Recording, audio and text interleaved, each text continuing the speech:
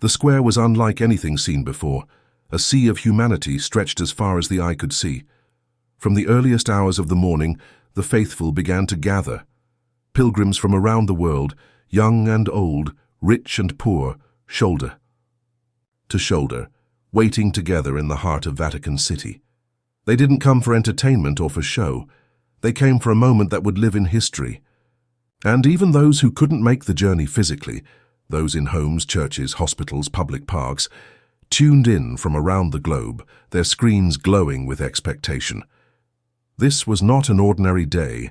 Cardinal Luis Antonio Tagle, the humble servant from the Philippines, was about to address the world. Not as a cardinal, but as the newly chosen leader of the Catholic Church. The new Pope. His face now carried the spiritual weight of over 1 billion Catholics. The anticipation in the air was unlike anything many had ever experienced. It was quiet, but alive. Still, but pulsing with emotion. You could feel the tension, not nervousness, but sacred awe. The square, always majestic, now felt touched by something divine. Ancient stones that had seen centuries of history now bore witness to something new. The first Filipino Pope. A man of simplicity and deep faith, now chosen to carry the torch of the Church into a new age. Then it happened. He stepped forward onto the balcony. There he stood, not towering, not theatrical, but real, a gentle smile on his face, eyes kind yet piercing. Pope Tagle. He had not changed. The robes, the formality, the grandeur around him had changed, but the man inside had not. And that's what made the moment unforgettable. He looked out over the thousands in the square, and beyond them to the millions watching worldwide. And then he spoke. His first words were not in Latin, not in English, not in Italian. They were in Filipino. Ama namin, sumasalangit ka. It was the opening line of the Lord's Prayer, spoken in his native tongue. And instantly the crowd fell even more silent, the kind of silence that is thick with meaning. His voice was calm and warm, the words familiar to Filipino ears but now reaching every continent. This wasn't just a personal choice, it was a symbolic act, a message that his heart, his roots, his people were coming with him into this new role. The prayer floated over the crowd like a melody, touching hearts, softening expressions and stirring tears. For the Filipino community, it was a moment of unspeakable pride. For the rest of the world, it was a lesson in humility and inclusivity. This was not a pope for one nation, this was a pope for all. Then, as seamlessly as the sun sets over the Pacific, he transitioned into Latin. Pater Noster, qui es in caelis.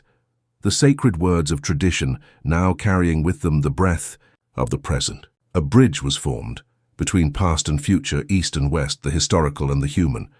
He prayed for peace, for those trapped in war zones, for refugees, for displaced children, for widows, for all the broken families around the world.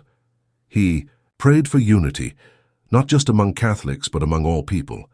He called out to the marginalized, the ones living on the edges of society, who are rarely seen and even more rarely heard. He prayed softly, but each word carried the weight of centuries. And when he reached the end of his prayer, he didn't raise his voice. He didn't shout. He simply said, Amen. And then silence, but not the silence of routine. This silence was sacred. It was holy. It wasn't absence. It was presence. It was as though the entire world had stopped breathing at the same time. Hearts were full, eyes were wet, hands were clasped. In that moment, people were reminded what faith feels like when it's pure, when it's honest, when it's shared. The reaction in the square was emotional. People cried. Some smiled. Through tears, others fell to their knees. Families embraced. Strangers held hands. It was not chaos, it was release, a moment of clarity in a world too often filled with noise and division. But if the square was filled with awe, the scenes back in the Philippines were even more breathtaking. From the heart of Manila to the tiniest rural barrio, celebrations erupted. Church bells rang in joy. People took to the streets, not in protest, but in celebration. Fireworks lit up the sky. Families waved flags. Children sang. Grandparents, who had prayed their whole lives for hope, wept openly, their hands raised to the heavens in thanks. In homes, people gathered around television sets, many watching with hands over their hearts. On social media, hashtags exploded. Pope Tagle, Filipino Pope, prayer for the world, posts flooded timelines, messages of love, pride, joy, and deep spiritual gratitude. For one of their own had risen, not just to lead but to inspire. But the beauty of this story doesn't end with the celebration. The real impact of Pope Tagle's first prayer unfolded not in the headlines but in the small quiet places of the world, in people's hearts, in subtle changes, in moments of reflection.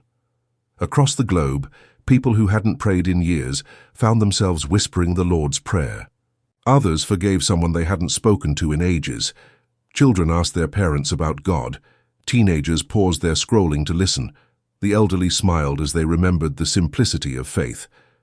Something had shifted, not just in the church but in the world. His prayer reached beyond religion. It reminded people what it means to care, what it means to connect, what it means to simply be human. Leaders of other faiths reached out with congratulations. They praised his humility, his message of peace. Interfaith gatherings began to form. Communities started organizing service events. The prayer had sparked not just emotion, but action. And that's the power of sincere leadership. Pope Tagle didn't come forward with pride or grandeur. He didn't need applause. His power wasn't in titles or rituals. It was in love. A love that sees the person behind the politics, the soul behind the system, the human being behind every face. He reminded the world that faith isn't complicated. It's not about shouting the loudest. It's not about being perfect. It's about showing up. It's about reaching out. It's about praying not just with your lips but with your life. And that's exactly what his first prayer did. In the days that followed, something incredible happened.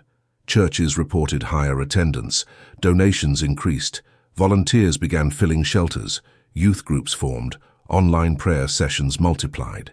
Even secular communities discussed the prayer, moved by its simplicity and sincerity. Pope Tagle had not just led a prayer, he had ignited a movement of kindness, of reconnection, of reflection. People slowed down, listened more, judged less. Even if only for a moment, the world remembered what unity feels like. This wasn't a perfect world, far from it. But in that silence following Pope Tagle's prayer, it felt a little more whole.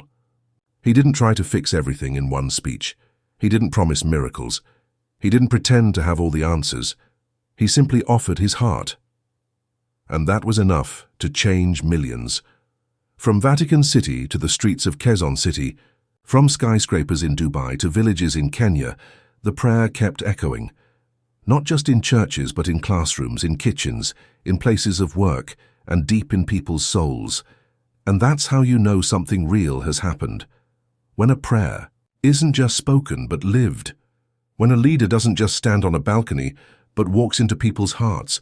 And when the world, divided and wounded as it often is, finds a way, if only for a moment, to feel like one family again. As the days passed and the church settled into a new chapter, the prayer still lingered. It reminded people of hope, of compassion, of possibility. Pope Tagle had given the world a gift, not wrapped in ceremony but wrapped in truth. His first prayer was not just a message to Catholics, it was a message to humanity.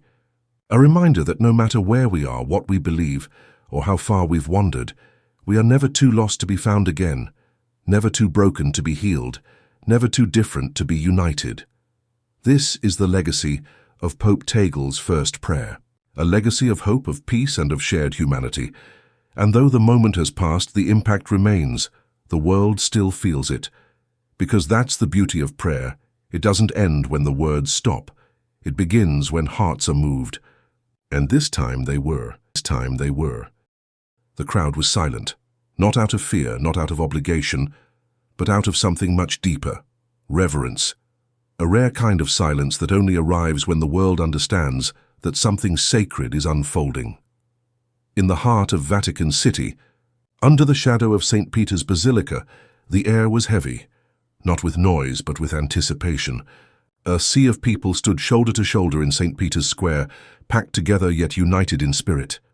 Faces tilted up, hands folded, tears already threatening the eyes of the faithful.